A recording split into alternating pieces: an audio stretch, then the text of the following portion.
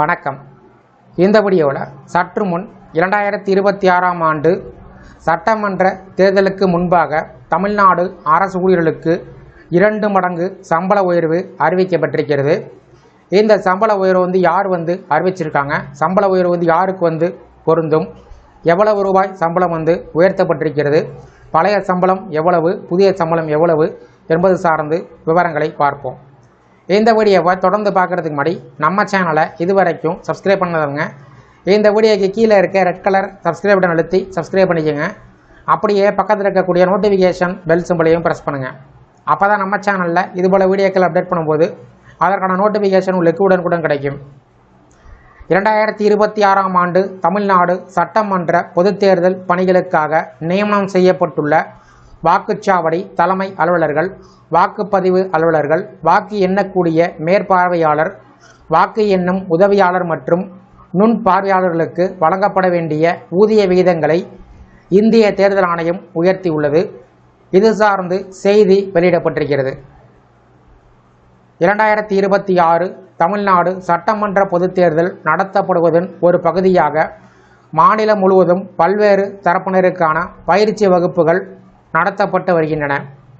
அனைத்து 234 சட்டமன்ற தொகுதியிலும் வாக்குச்சாவடி தலைமை அலுவலர்கள் மற்றும் வாக்குப்பதிவு அலுவலர்களுக்கான முதற்கட்ட பயிற்சி 28/3/2026 மற்றும் 29/3/2026 ஆகிய தேதிகளில் நடைபெற்றது.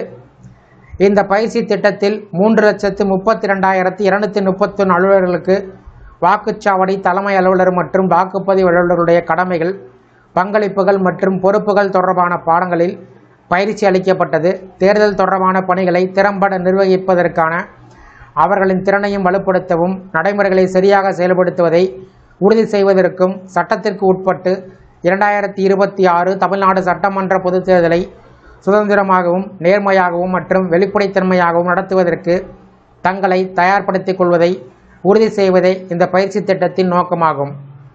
2026 தமிழ்நாடு சட்டமன்ற பொதுத் தேர்தல் பணிகளுக்காக நியமிக்கப்பட்டுள்ள வாக்குச்சாவடி தலைமை அலுவலர்கள், வாக்குப்பதிவு அலுவலர்கள், வாக்கு எண்ணும் மேற்பார்வையாளர், வாக்கு எண்ணும் உதவியாளர் மற்றும் நுண் பார்வையாளர் மைக்ரோ அப்சர்வர்ஸுக்கு வழங்கப்பட வேண்டிய ஊதிய விகிதங்களை இந்திய தேர்தல் ஆணையம் பின்வருமாறு உயர்த்தியுள்ளது.